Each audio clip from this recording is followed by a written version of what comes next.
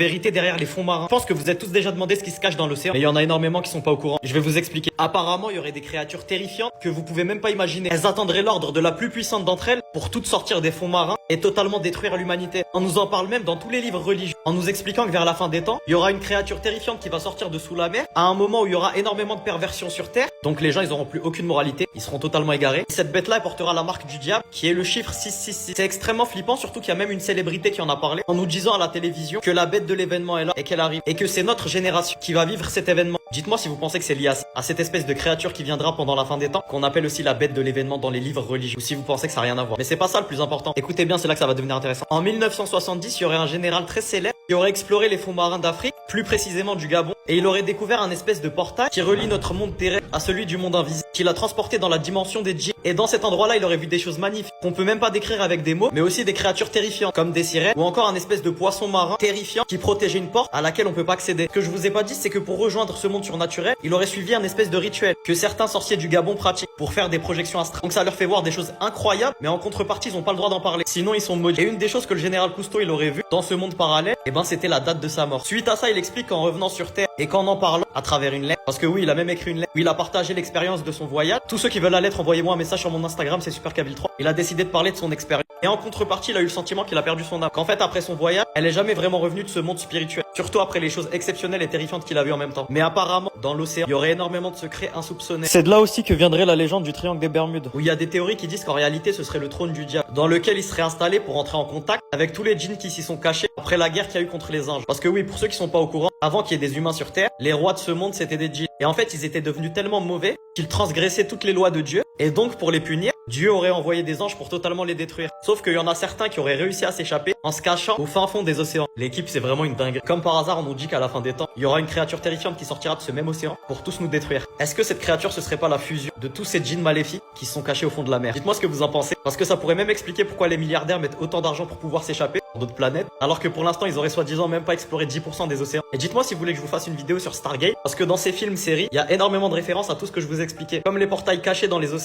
qui nous aideraient à nous transporter et qui mèneraient à d'autres dimensions. On nous dit aussi que le ciel et la mer se seraient reliés. C'est aussi pour ça que certains avions disparaissent. En fait, apparemment, on vivrait au milieu de deux océans. C'est pour ça que la pluie vient d'en haut. Et les éclairs, cyclones, etc. Ce serait ce qui relie les deux mers à notre monde qui est juste au milieu. Et en fait, on pourrait ni en sortir par le haut ni par le bas, parce qu'il y aurait un espèce de dos où il y a une limite qu'on peut pas dépasser, sauf en utilisant les espèces de portails d'Agartha. On sait pas exactement où ils sont situés. Mais apparemment, à chaque fois que Dieu voudrait détruire notre monde pour en créer un nouveau, il aurait juste à rejoindre les deux mers. Ils sont en dessous et au-dessus de nous. Pour ça qu'on peut pas y échapper. On est totalement cerclé. C'est ce qui expliquerait le déluge de Noé. Le fait qu'il y aurait eu aucun survivant, même dans les montagnes ou encore sous terre. Ça voudrait dire qu'à ce niveau-là, même les bunkers, ils sont d'aucune utilité. Dites-moi ce que vous en pensez, parce qu'il y en a même qui disent qu'on serait sur un espèce de poisson géant, comme dans One Piece. Et en gros, qu'à chaque fois qu'ils décident de bouger, bah, il y aurait des espèces de tsunamis qui se créent. Bon, cette théorie, j'y crois pas trop. Mais par contre, le peuple de l'Atlantide, qui a totalement été englouti parce qu'ils respectaient plus les lois divines, alors qu'ils étaient beaucoup plus évolués que notre peuple, là, j'y crois parce qu'on nous le dit même dans les livres religieux. Et pour les punir de leur orgueil, même ce peuple a été détruit. Et apparemment, on y retrouverait des traces dans l'océan, mais pas que. Il y a aussi énormément de monuments qui ont été créés il y a plusieurs siècles et qu'à cette époque, on peut toujours pas imiter, malgré l'évolution de la technologie qui viendrait de cet ancien peuple. Dites-moi ce que vous en pensez. Qu'est-ce que vous croyez qui se cache au fond de l'océan? Si vous voulez que je vous fasse une vidéo sur le peuple de l'Atlantide, qui apparemment était beaucoup plus puissant que nous dans tous les domaines, que ce soit au niveau de l'intelligence, au niveau de la force physique et dans tout finalement, absolument tout. Et me follow sur mon deuxième compte TikTok, c'est VirtuosKBL2. Je viens de le créer parce que j'ai reçu beaucoup trop d'avertissements sur ce compte-là à cause de mes vidéos. Donc je vais commencer à poster là-bas. Compte sur vous pour me donner de la force. Dites-moi ce que vous en pensez. Bisous les